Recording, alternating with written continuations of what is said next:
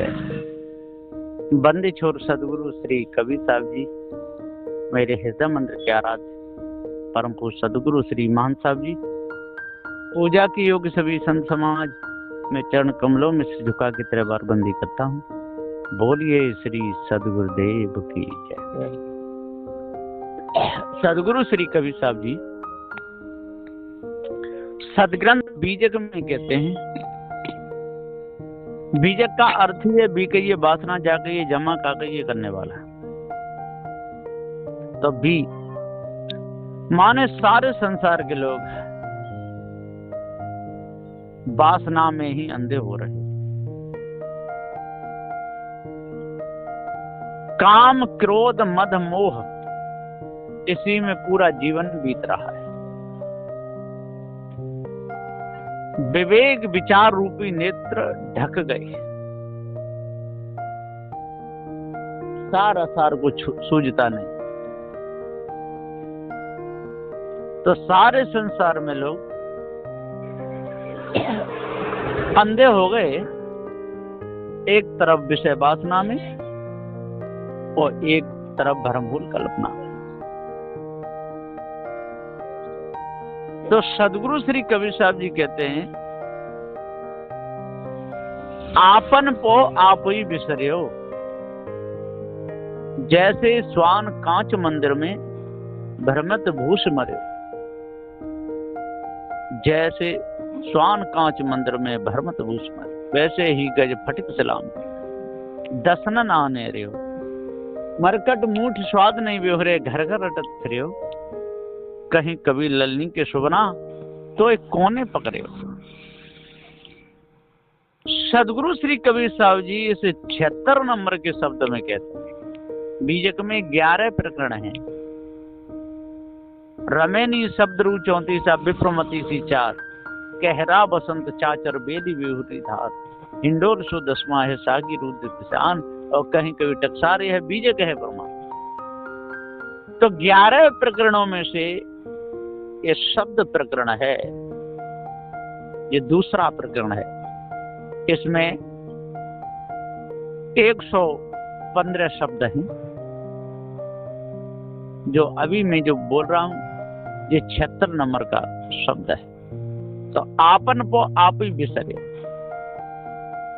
साहब कहते हैं कि अपने आप ही बिगाड़ हो रहा है। सारे संसार में देख लो, अपने पद से स्वयं गिरते हैं, अपने आप ही नाते गोते जोड़ लेते हैं, और अपने आप ही नाम भी रख लेते हैं। जितने शरीरों के नाम रखे गए, कितने रखे हैं? सब मनुष्यों ने रखे हैं। और नाते गोते भी जोड़ लेते हैं, और स्वयं ही चोरी की आदतें में फंस जाते हैं, व्यभिचार की आदतें में फंस जाते हैं, हिंसा की आदत बन जाती है, शराब पीने की आदत, मांस खाने की आदत, राग द्वेष की आदत, लड़ने झगड़ने की आदत, ये बहुत बुरी आदतें हैं। और अपने आप ही काल्पनिक नाम रख लिए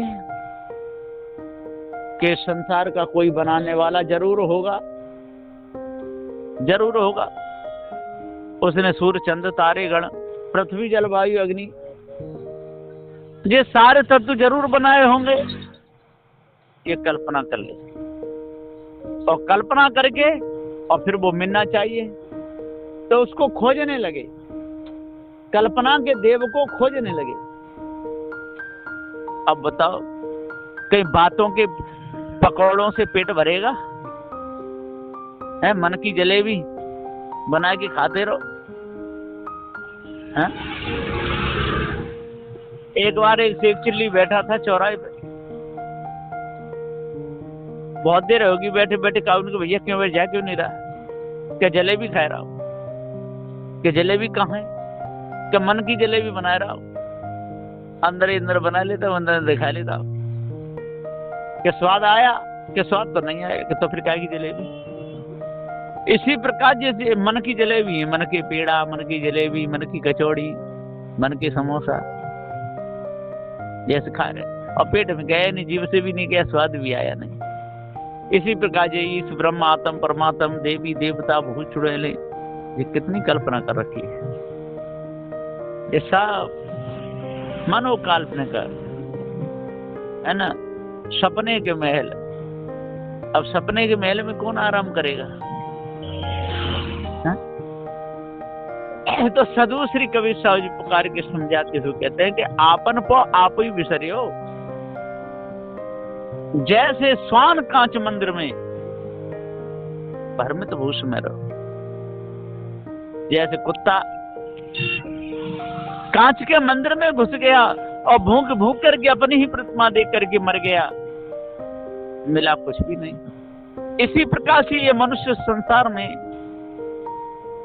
अपने हाथों से बनाए हुए मकान, अपने हाथों से बनाई हुई कारीगरी, अपने हाथों से बनाई हुई मूर्तियां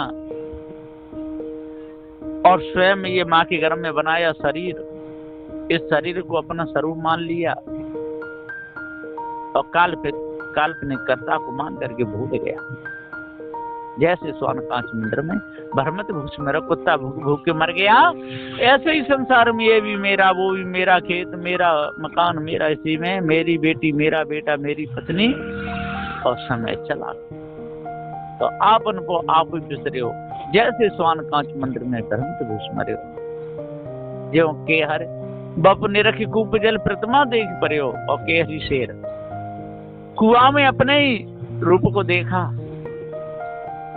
अपने रूप को तो क्या देखेगा, अपना प्रतिबिंब देखा और देख करके दहाड़ मार के कुआं में कूद गया और वहां पर गिर करके प्राणांत हो गया, शरीर छूट गया। ठीक इसी प्रकार जो के हरि बाप निरख प्रतिमा देख परे हो, ऐसे संसार के लोग बेटी की प्रतिमा देखते हैं, बेटा की देखते हैं, पत्नी की देखते हैं, परिवार की देखते हैं, जात वर्ण मत पंथ झमेला इसी में लगे रहते हैं। तो सदगुरु श्री कबीर साहब जी कहते हैं, जो के हरि बाप निरख जल प्रतिमा देख परे हो, ऐसे कूप गई है संसार, केहरी गई है चेतन जीव। निरख कूप जल इसको देखा, अपने स्वरूप को भूल गया, अपने ऊपर किसी ईश ब्रह्म आत्म परमात्मा मान करके इसी अंधविश्वास रूपी कूप में गिर गया। यही अंधकूप है, भ्रम भूल कल्पना और विषय वासना का कूप है। इसमें गिर करके विनाश हो गया, बच नहीं पाया, पूरा जीवन चला गया।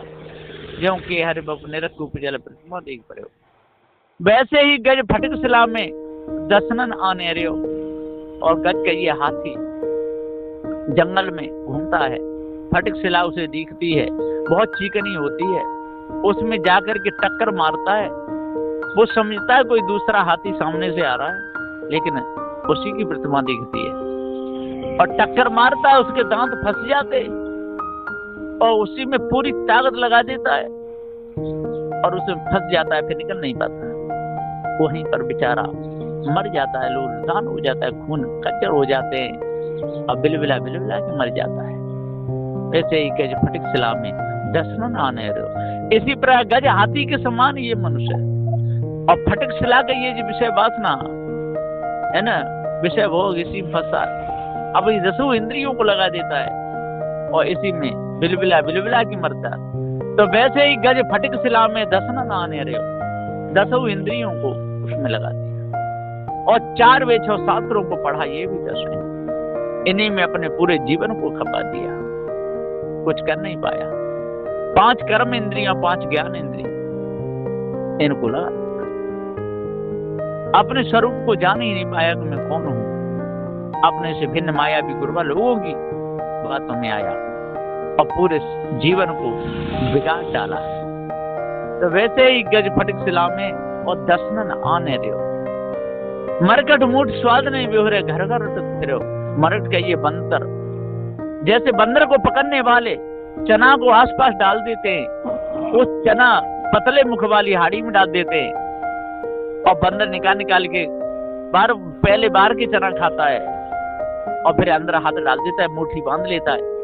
मुट्ठी बांध तो लेता है लेकिन खोल नहीं पाता, हाथ उसका फंस जाता है और जब उसका हाथ फंस जाता है, बंदर चीजी करता है, मदारी आकर के डंडा मार करके मुट्ठी खुलवा लेता है और पूरा जीवन उसको नचाता है। गले में रस्सी बांध करके बंदर का नाम रख देता है रामलाल और बदरी का नाम रख देता है बसंती। और रामलाल बसंती का खेल खूब दिखाता है गांव गांव, डोल डोल करके और रामलाल बसंती का खेल होता रहता है। तो मरकट मुठ स्वाद ने भी हो रहे घर घर फिरे हो। इसी प्रकार से ये मनुष्य, रामलाल का ये मनुष्य और बसंती का ये स्त्री,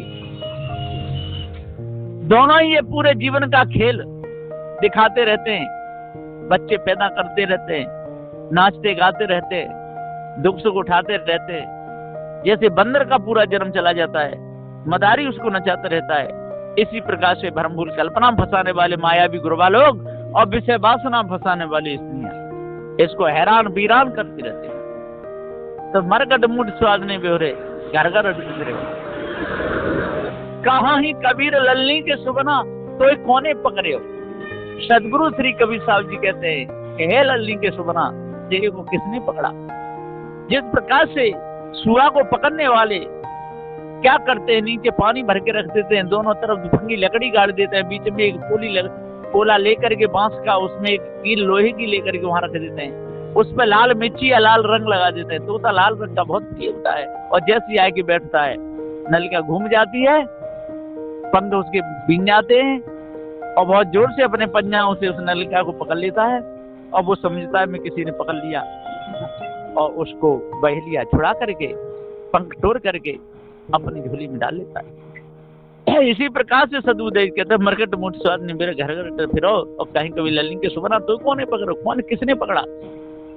जब मनबुद्धि विकसित होती है, जब बड़ा होता है, जब वासना उमंग भरती है, तब विषय वासना रूपी नलिका पे झूल जाता है, भ्रम भूल कल्पना रूपी नलिका पे झूल जाता है। इसको पकड़ लेते हैं, स्त्री पुरुष को पकड़ लेती है, पुरुष स्त्री को पकड़ लेता है और पूरा जीवन वो विषय वासना में अंधे हो जाते हैं। तो सदगुरुदेव जी पुकार के समझाते हुए कहते हैं कि जब तक ये अपने आप को कहीं कभी लल्ली के सुबना तो कोने पर कौन पकड़ने वाला है, कोई किसी को पकड़ने वाला है नहीं, ये जीव स्वयं पकड़ा जाता है। तो सदगुरु श्री कबीर साहब जी पुकार के समझाते हुए कहते हैं तो जब तक हम अपने आप को नहीं जानेंगे, जब तक हम भ्रम को नहीं त्यागेंगे, जब तक हम भूल को दूर नहीं करेंगे, तब तक हम फंसे ही रहेंगे। फंसाने वाले संसार में बहुत बैठे हुए हैं, जगह जगह पर फंसाने वाले बैठे हैं। देखो तालों के पास में देखो धीमत लिए जाल बैठे हुए हैं, जंगल में देखो शिकारी भी बैठे हुए हैं, देखो पक्षियों को पकड़ने के लिए ये सब बहेलिया बैठे हुए हैं जगह जगह पर। इसी प्रकार से विषय वासना में फंसाने वाले भी श्रृंगार करके खड़े हुए हैं। अब विचार करो, ये श्रृंगार एक दूसरे के लिए क्यों करते हैं, एक दूसरे को रिझाने के लिए करते हैं। तो सदगुरु श्री कबीर साहब जी का भाव इस 76 नंबर के शब्द में यही है कि अपने आप को जानो और भ्रम को अपने अंदर से निकालो, भूल को अपने अंदर से निकालो। जब भूल को अपने अंदर से निकालोगे, भ्रम को अपने अंदर से निकालोगे, वासना सारी मिट जाएगी, कल्पना सारी दूर हो जाएगी, तो मन के विकार सारे दूर हो जाएंगे और भेद भी समझ में आ जाएगा। तो सदगुरु श्री कबीर साहब जी पुकार के समझाते हुए कहते हैं कि इस भाव को पहले जानना चाहिए कि जो आत्मा जो शब्द है, आत्मा ये ब्रह्मवाचक शब्द है। ब्रह्म और आत्मा एक ही है ना। जीव का इससे कोई लेना देना नहीं, जीव स्वतंत्र अलग है और ब्रह्म और आत्मा कोई वस्तु नहीं है। ब्रह्म, आत्मा, परमात्मा, अवस्तु, ये कोई वस्तु नहीं है ही नहीं, इनका कोई काम नहीं। और जीव ज्ञान स्वरूप सत्य है। जब तक आत्मा, परमात्मा, ब्रह्म की कल्पना हमारे अंदर से नहीं निकलेगी, तब तक हम संसार में अंधे रहेंगे और हमको निस्वरूप का ज्ञान हो ही नहीं पाएगा। इसका ये पूर्ण भाव है। बस यहीं पर मैं अपनी वाणी को विराम देता हूँ। बोलिए श्री सद्गुरुदेव की जय।